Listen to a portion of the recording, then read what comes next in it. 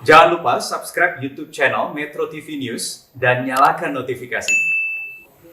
Selamat malam pemirsa, Anda menyaksikan Perantok Tajam Mendalam bersama saya Zilvia Iskandar.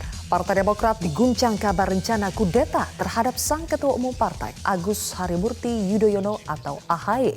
Di hadapan media, AHY menuding 5 kader partai dan 1 orang di luar partai berusaha melengsarkan dirinya secara sistematis. Dinamika internal pun berubah menjadi konsumsi publik yang mengundang kegaduhan. Apa sebetulnya yang terjadi di tubuh Partai Biru? Benarkah rencana kudeta dipicu persoalan kepemimpinan sang Ketua Umum? Inilah Perantok, riuh kudeta Partai Demokrat terbelah. Tentang adanya gerakan politik yang mengarah pada upaya pengambil alihan kepemimpinan Partai Demokrat secara paksa.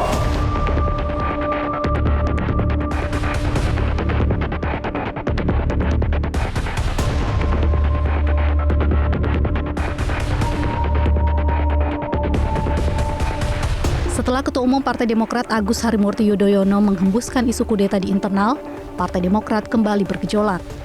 Sejumlah mantan petinggi dan senior Partai Demokrat menggugat kepemimpinan AHY dalam memimpin partai. Pasalnya AHY dinilai tidak mampu mengembalikan kejayaan partai.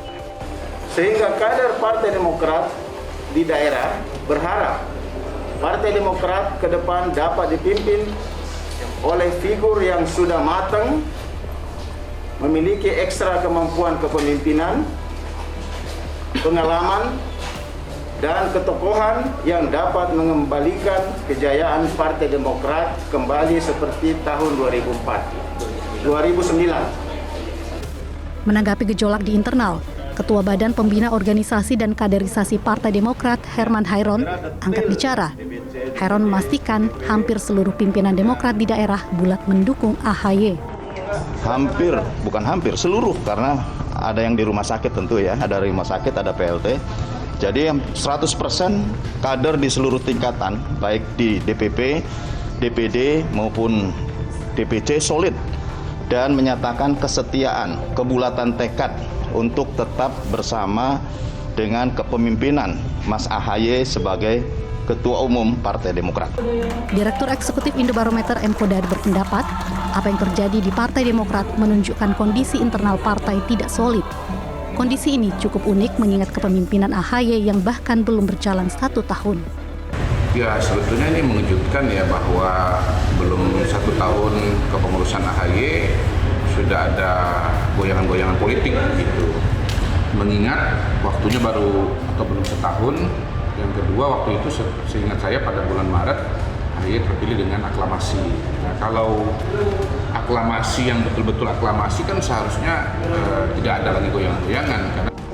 AHY terpilih secara aklamasi sebagai Ketua Umum pada Kongres ke-5 Partai Demokrat pada Maret 2020. AHY dipercaya untuk meneruskan tampuk kekuasaan dari tangan SBY. Tim Liputan Metro TV. Pemirsa, Ketua Umum Partai Demokrat Agus Harimurti Yudhoyono menyebut ada 5 tokoh di kalangan internal partai yang menjadi penggerak rencana kudeta terhadap dirinya. Selain tokoh internal, AHY juga menuding keterlibatan 1 tokoh di pemerintahan dalam rencana tersebut. Gerakan dan manuver politik oleh segelintir kader dan mantan kader Demokrat, serta melibatkan pihak luar atau eksternal partai yang dilakukan secara sistematis. Gabungan dari pelaku gerakan ini ada 5 orang, terdiri dari 1 kader Demokrat aktif, 1 kader yang sudah 6 tahun tidak aktif, 1 mantan kader yang sudah 9 tahun diberhentikan dengan tidak hormat dari partai karena menjalani hukuman akibat korupsi, dan 1 mantan kader yang telah keluar dari partai 3 tahun yang lalu. Sedangkan yang non-kader partai adalah seorang pejabat tinggi pemerintahan yang sekali lagi sedang kami mintakan konfirmasi dan klarifikasinya kepada Presiden Joko Widodo. Pemirsa, benarkah riak di tubuh Partai Demokrat dipicu oleh gaya kepemimpinan Sang Ketua Umum Agus Yudhoyono? Dan benarkah Partai Demokrat berada di ambang perpecahan? Untuk mengulasnya telah bergabung bersama saya, yaitu Kepala Badan Komunikasi Strategis Partai Demokrat Herzaki Mahendra Putra, kemudian mantan Sekjen Partai Demokrat Marzuki Ali, dan pengamat politik Burhanuddin Muhtadi. Selamat malam Pak Zaki, Pak Marzuki, dan juga Mas Burhanuddin. Ya, selamat malam, Mbak. Baik. Saya akan ke Pak Zaki terlebih dahulu. Sudah segenting apa sebetulnya Pak Zaki kondisi di dalam Partai Demokrat sampai akhirnya Ketua Umum Anda merasa perlu mengumumkannya ke publik dan bahkan mengirim surat kepada Presiden Jokowi? Terima kasih, Mbak.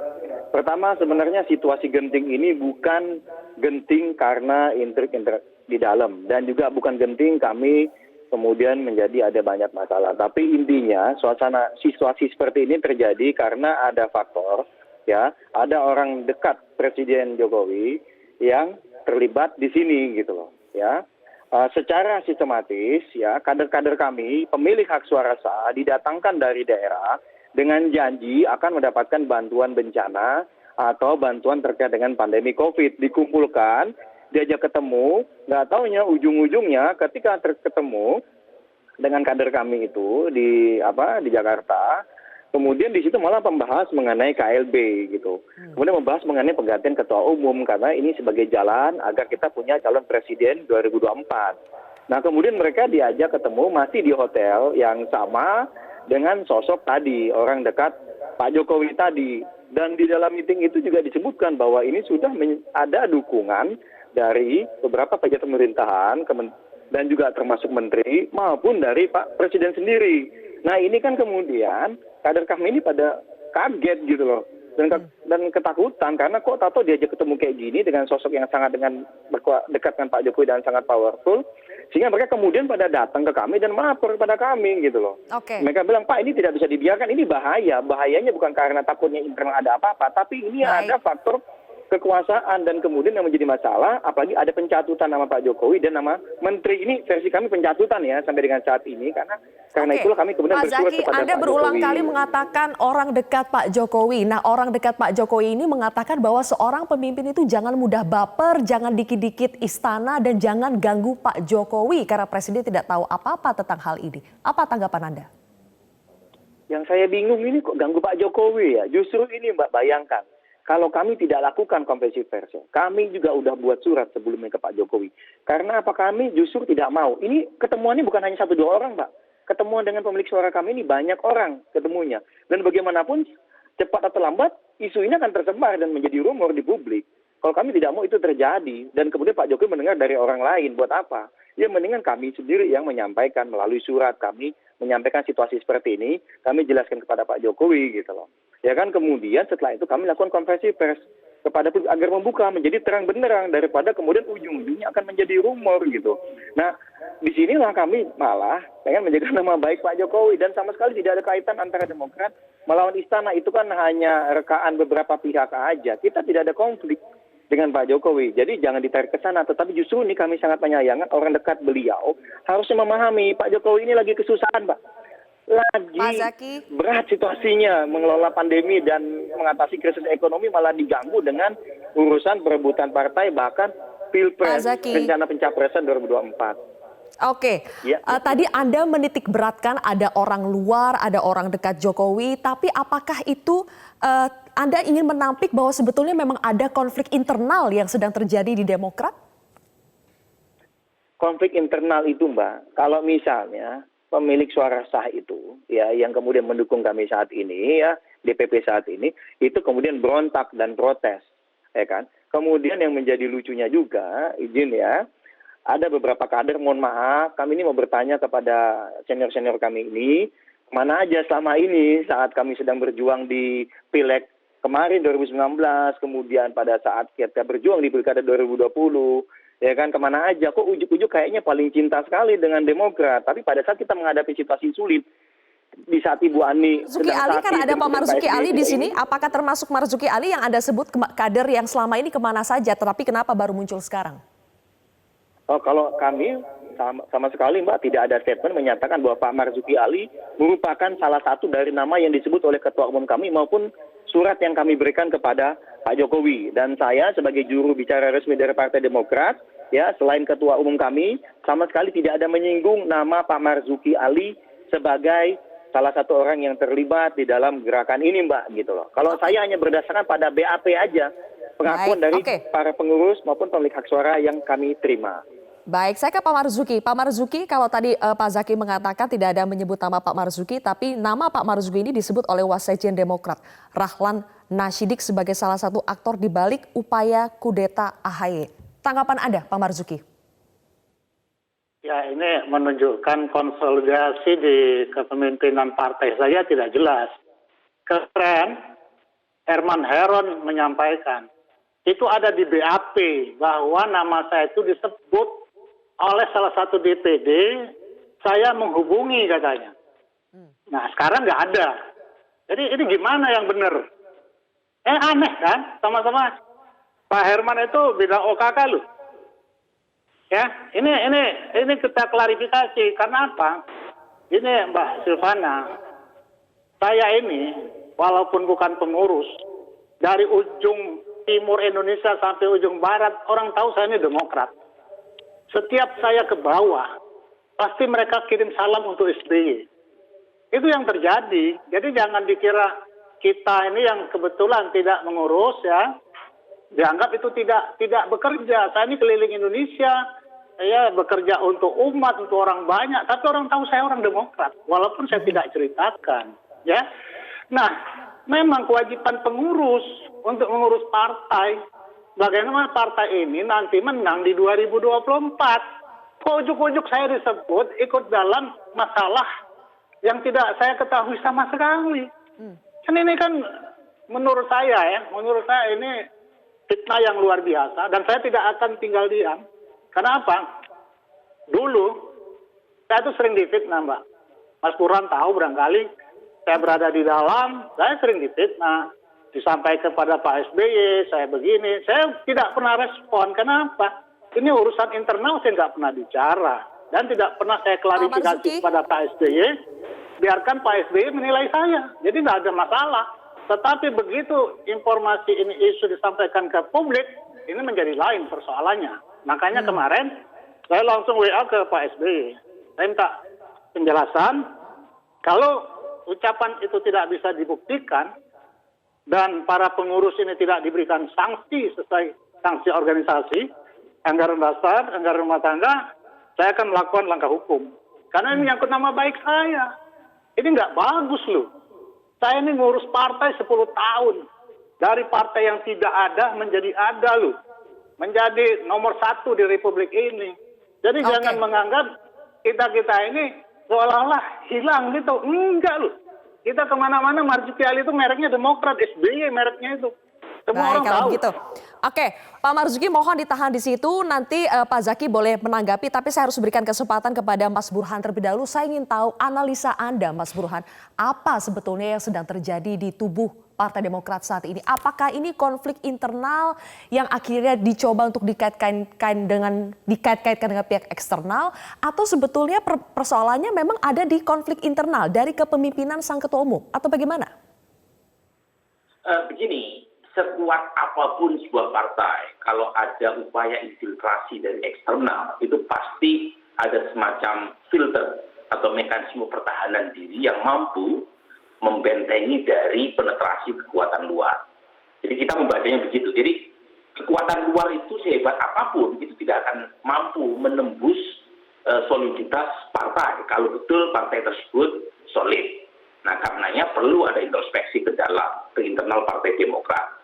Dan saya sendiri melihat konflik semacam ini kalau dilihat dari beberapa figur seperti Pak Maksud Pakua, figur seperti misalnya ya tokoh-tokoh yang selama ini berada di di belakang Pak Mas Pakua dan kawan-kawan, itu kan bukan figur baru yang menunjukkan semacam kekecewaan atas apa yang terjadi di tubuh Partai Demokrat terutama pasca 2014. Nah, kekecewaan atau kritikan ke dalam itu tidak diakomodir dalam kongres terakhir di Jakarta yang terkesan terburu-buru, yang kemudian melahirkan Mas AHY sebagai figur yang dipilih secara aklamasi. Waktu itu alasannya karena ada COVID. Ya. Tetapi poin saya, Kongres itu harusnya mampu mempertemukan perbedaan faksionalisasi. Tapi itu tidak terjadi. Nah, singkat kata kira-kira, kalau saya simpulkan, jadi memang ada persoalan di dalam yang belum tuntas, ketemu dengan hadirnya pihak luar yang menurut saya tidak mampu menjaga marwah lembaga yang seharusnya bisa membentengi diri dari penetrasi politik praktis. Baik, Mas Burhan, sampai di situ dulu kita harus tahan terlebih dahulu, nanti boleh ditanggapi oleh kedua narasumber yang lain. Kita harus jeda untuk break azan maghrib terlebih dahulu. Mohon maaf para narasumber kami, kita akan kembali. Pemirsa, kami masih membicarakan soal isu kudeta yang terjadi di tubuh Partai Demokrat, masih bersama dengan Kepala Badan Komunikasi Strategis Partai Demokrat, ada Herzaki Mahendra Putra, kemudian mantan Sekjen Partai Demokrat Marzuki Ali, dan juga pengamat politik Burhanuddin Muhtadi. Mas Burhan, tadi sebelum kita jeda untuk maghrib, Anda menyampaikan bahwa kesimpulannya ini adalah konflik di internal yang belum tuntas plus ada pengaruh dari luar. Dan menurut Anda selama ini belum diselesaikan, jadi yang mana yang harus diselesaikan terlebih dahulu? Pengaruh dari luarnya atau konflik internalnya, Mas Burhan? Saya kira tidak bisa either or seperti itu. Harus dua-duanya dilakukan semacam penyelesaian. Pengaruh dari luar ini itu kebetulan berhubungan dengan lembaga yang seharusnya menjaga sikap non-partisan. Makanya secara faksun politik, terlepas, tentu kita harus menunggu ya pembuktiannya, tetapi Pak Muldoko sudah menyampaikan bantahan, tetapi bantahannya itu kan secara tidak langsung juga mengkonfirmasi ada pertemuan. Meskipun pertemuannya perlu diklarifikasi, apakah di rumah kediaman Jenderal Muldoko ataukah di hotel di Bilangan Kuningan, seperti yang disampaikan oleh Pak Rahlan. Tapi poinnya, secara faksun politik memang sebaiknya tidak boleh ada pihak luar yang mencampuri urusan internal partai lain. Meskipun partai yang bersangkutan memang belum menyelesaikan PR-nya terkait dengan faksionalisasi yang belum tuntas di Kongres terakhir itu. Gitu. Mumpung Mas Burhan menyebut PR, kita akan dengarkan terlebih dahulu. Ini ada pernyataan dari mantan Ketua DPD Demokrat Ahmad Yahya soal PR-PR atau keluhan-keluhan yang disampaikan terhadap AHY. Kita simak bersama. Setelah mendengar, menyimak, dan mengkaji pengaduan, keluh kesah, kegundahan, dan kekecewaan para kader berbagai daerah terkait dengan 1. Pelaksanaan Kongres Partai Demokrat bulan Maret tahun 2020. 1. Menghasilkan keputusan Kongres yang dipaksakan. 1. 2. Demokrasi semu. 1. 3. Cacat hukum karena proses yang dilakukan tidak berdasarkan aturan anggaran dasar, anggaran rumah tangga Partai Demokrat, yaitu tidak memenuhi tata beracara Kongres Partai Demokrat. Tidak ada pelaporan dan pertanggungjawaban anggaran dan program partai. Terkesan penyelenggaraan Kongres jadi-jadian. Pengangkatan Ketua Umum Agus Harimurti Yudhoyono dipaksakan. 2. Keluhan terhadap kepemimpinan Agus Harimurti Yudhoyono selama ini. 1. Kami selaku para pendiri dan senior Partai Demokrat menerima aduan bahwa Dewan Pimpinan Pusat meminta dan memungut iuran dari setiap fraksi di DPD dan fraksi di DPC, Dewan Pimpinan Daerah dan Dewan Pimpinan Cabang, sehingga menjadi dan menambah beban Partai Demokrat di daerah, di mana hal tersebut tidak pernah terjadi pada kepemimpinan Ketua Umum sebelumnya. Kita tahu Ketua Umum sebelumnya itu pertama Bapak Profesor Budi Santoso, yang kedua Bapak Hadi Utomo almarhum, dan Pak Zaki, saya ingin Anda memberikan tanggapan atas pernyataan tadi. Ada persoalan Kongres yang sepertinya belum usai di sini dan juga persoalan ketika ada kebijakan baru memungut iuran dari DPD DPC yang sebelumnya di kepemimpinan sebelumnya itu tidak ada. Bagaimana jawaban Anda? Ya, pertama mesti diketahui juga, Mbak, seluruh pemilik suara yang sah di Kongres kelima tahun 2020 lalu itu sampai dengan saat ini masih menjadi ketua DPD dan juga ketua DPC gitu. Belum ada perubahan. Sedangkan kemarin kita aklamasi, ya. Dan terakhir juga terkait dengan ini, begitu ada kasus ini, seperti tadi Bang Burhanuddin sampaikan, benar sekali ada mekanisme pertahanan internal. Begitu ada isu seperti ini, kemudian ada surat kebulatan tekad dan kesetiaan mereka kepada pengurus saat ini gitu loh, ya, karena ini sah sesuai dengan konstitusi internal Partai Demokrat. Dan kemudian mereka banyak sekali, kalau Mbak bisa searching di googling, ya, banyak sekali berita-berita online, mereka melakukan konferensi pers hampir di setiap daerah ini, hampir di setiap provinsi. Makasih benar sekali Bang Burhan, ya, ternyata adanya tekanan dari pihak eksternal yang mencoba mengganggu dan merongrong kedaulatan Partai Demokrat, ini ternyata membuat kami menjadi semakin solid. Nah, kemudian pada saat dibilang ada keluhan kader, kami bingung ini kader yang mana, apalagi beliau ini tadi Pak Ahmad Yahya, mohon maaf, memang beliau sebelumnya juga pernah di kepengurusan saat ini, ya. Hanya saya bingung ini tadi beberapa protesnya terhadap kebijakan-kebijakan baru gitu, katakanlah tidak pernah ada sebelumnya. Dan kami tidak pernah itu memungut iuran kepada DPD dan juga kepada DPC gitu. Nah, ini mesti diklarifikasi juga. Tadi banyak sekali statementnya. Tapi ya begitulah kalau dari kami melihat, ya ini kan kalau saya melihat mendingan beliau itu belajar dengan Pak Marzuki Ali lah sebaiknya Pak. Tadi Pak Ahmad Yahya itu. Meskipun tidak aktif lagi di kepengurusan, tapi pada setiap kali ke daerah masih membawa nama baik Partai Demokrat gitu loh, ya. Jangan malah membuat kisru atau gonjang-ganjing menyebar isu yang tak berdasar gitu. Itu aja kami Jadi bisa sebetulnya sampaikan. isu iuran Terima kasih. itu tidak benar atau isu iuran itu memang ada tapi sebetulnya tidak ada yang mengeluh soal iuran itu? Tidak ada iuran, Mbak, yang kami minta dari DPD dan DPC, itu yang saya tahu. Ya, sampai dengan saat ini, dan kemudian apalagi ada keluhan-keluhan. Tadi juga ada beberapa hal tadi yang disampaikan sebelum terkait iuran, itu tidak ada yang benar satupun gitu loh. Sehingga saya agak bingung nih, sebenarnya yang mengeluh ini siapa nih sebenarnya gitu loh. Baik, dan juga ada katanya kemarin. Ya, okay. Baik, saya ingin mendengar dari Pak Marzuki. Kalau tadi Pak Zaki bilang harus belajar dari Pak Marzuki, Pak Ahmad Yahya. Pak Marzuki sebagai orang lama di Demokrat, politikus senior di Demokrat, bagaimana Anda melihat situasi di Demokrat saat ini? Apakah memang betul ada 4 faksi di Demokrat, ada persoalan internal di Demokrat yang bermulai dari kepemimpinan AHY, atau memang rongrongan dari luar yang mencoba untuk menggerogoti Partai Demokrat? Partai itu rentan sekali perpecahan karena pasti ada faksi. Tidak mungkin partai itu satu faksi, semuanya satu pemikiran, satu cita-cita, enggak. Pasti banyak, ada beberapa faksi yang kuat, yang berkompetisi, dan itu biasanya ujungnya di Kongres.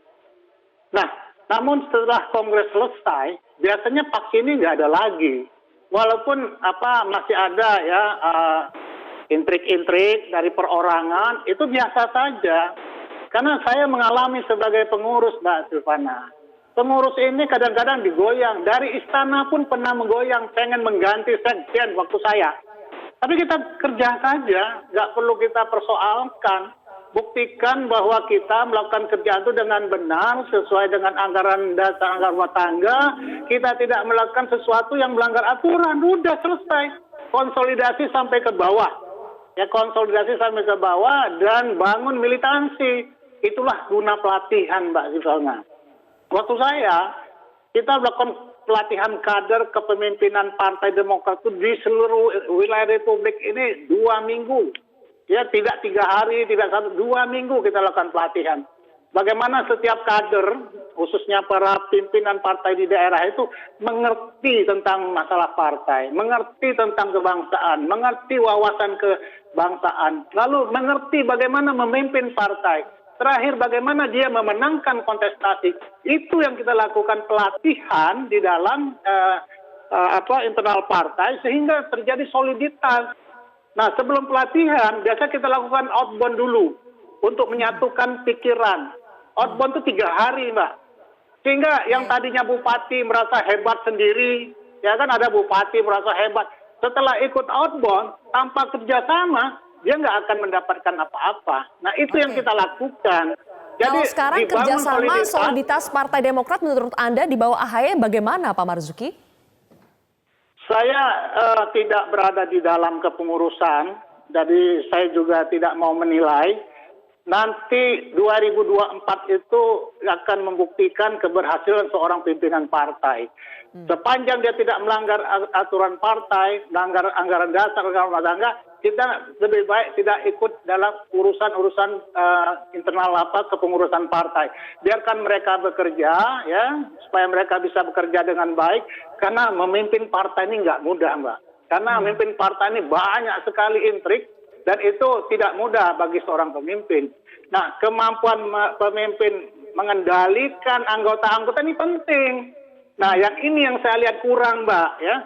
Bicara di media sosial bahasa yang tidak menggambarkan lagi karakter Partai Demokrat yang bersih, yang cerdas, yang santun, itu tidak lagi tergambarkan oleh kader Partai Demokrat. Apalagi sekarang dipenuhi dengan isu dan fitnah. Wah, ini bahaya bagi partai ini. Kalau fitnah ini terus dikembangkan dan tidak ada sanksi hukum, maka partai ini akan pecah pasti. Kenapa? Fitnah yang mana persisnya, Pak Marzuki? Bagaimana seorang Syarif Hasan, ya anggota Majelis Tinggi, memfitnah saya, menyebut nama saya, bagian daripada rencana kudeta. Itu pertama. Yang kedua, Rahlan Nasidik menyampaikan juga, satu di antara 5 itu Marzuki Ali, terakhir Herman Heron. Sekarang mereka, saya minta buktikan. Kalau itu mereka tidak bisa buktikan dan Pak SBY tidak memberikan sanksi secara organisasi, maka saya pasti akan melakukan langkah hukum. Supaya partai ini jadi benar itu, Mbak. Jangan partai ini dibiarkan penuh dengan fitnah. Ini nggak bagus untuk partai. Ya partai apapun nggak bagus lah dikembangkan dengan cara memfitnah sana, memfitnah sini. Saya heran loh. Sebenarnya Mbak, ini saran saya aja. Sebenarnya nggak perlu gaduh gini. Pak SBY kan kenal baik sama Pak Jokowi. AHY kan sering komunikasi. Temu jalan belakang, tanyakan. Khusus kader yang melanggar dipanggil, diperiksa oleh Dewan Kehormatan, lalu Mahkamah Partai. Selesai. Tidak perlu gaduh. Gaduh ini kelihatan betul bahwa kapasitas kepemimpinan partai ini dipertanyakan. Menarik statement itu nanti. Saya ingin minta tanggapannya dari Pak Zaki dan juga Mas Burhan ketika ini diumbar ke publik itu memperlihatkan kapasitas kepemimpinan di tubuh partai. Kita akan bahas lagi pemirsa, tapi kita harus sudah terlebih dahulu pemirsa, tetaplah bersama kami di Perantau. Mas Burhan, saya langsung ke Anda. Statement terakhir tadi dari Pak Marzuki adalah sebetulnya konflik yang terjadi di Partai Demokrat ini tidak perlu gaduh. Jika ada kapasitas kepemimpinan bisa diselesaikan, dipanggil secara internal, tidak perlu ke publik. Apakah ini problemnya adalah kapasitas kepemimpinan, Mas Burhan? Kalau saya melihat memang ada motif politik elektoral mengapa isu ini di blow up. Jadi seperti yang tadi disampaikan Pak Marzuki, kalau misalnya penyelesaiannya itu dilakukan di tengah kamar, itu kan cukup Pak SBY atau Mas AHY itu mengontak Pak Jokowi untuk menanyakan perihal isu keterlibatan orang-orang terdekatnya terkait dengan kudeta di internal Partai Demokrat. Tetapi kan dilakukan satu surat klarifikasi dikirimkan, tapi saat yang bersamaan juga di-blow up habis-habisan. Nah, apa tujuannya? Menurut saya memang berkaitan dengan positioning Partai Demokrat untuk lebih menampilkan diri sebagai partai oposisi. Jangan lupa, ada insentif 45% pendukung Pak Prabowo Sandi di 2019 kemarin, yang sebagian mengalami disilusi pasca masuknya Gerindra ke dalam pemerintahan. Jadi segmen yang besar ini itu harus diambil dengan cara menciptakan satu positioning yang berbeda dengan istana. Ya, meskipun lagi-lagi itu bisa diselesaikan di tengah kamar, tapi kan tidak.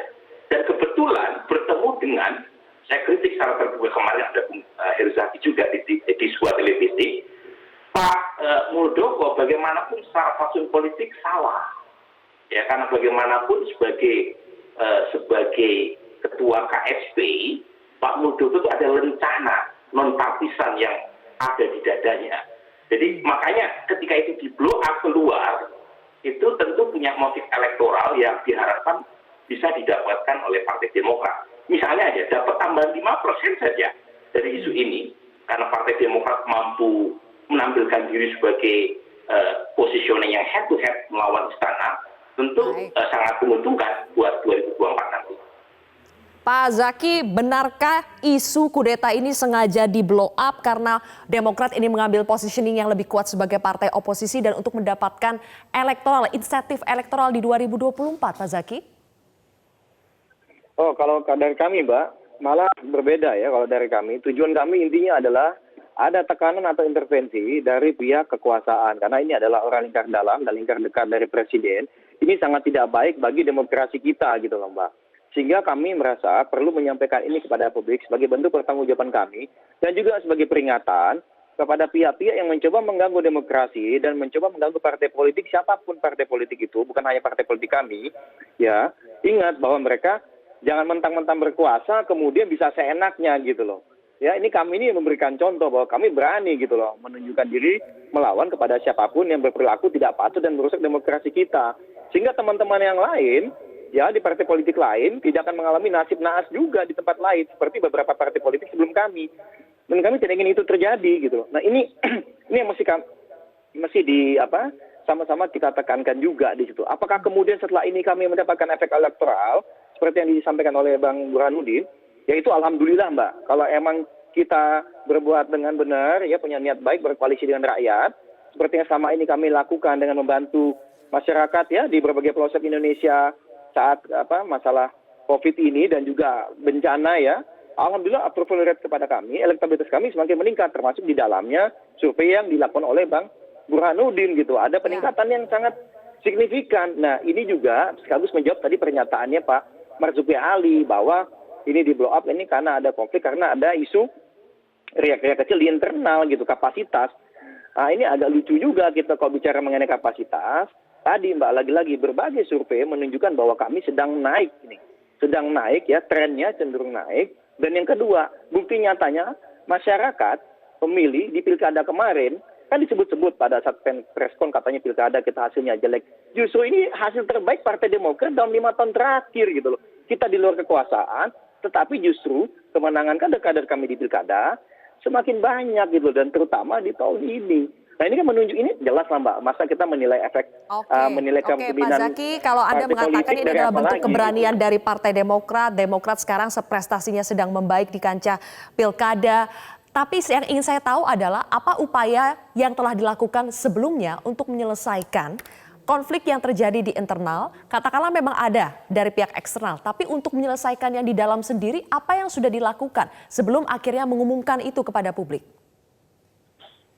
Ya, kalau untuk yang internal Mbak, yang terindikasi sangat kuat masih kader kami dan aktif, ya kami sudah proses semua BAP-nya, sudah ada data-datanya, kami sudah cross-check semua sebelum kami belum ke publik. Dan sudah sedang dalam proses di Mahkamah Partai maupun di Dewan Kehormatan.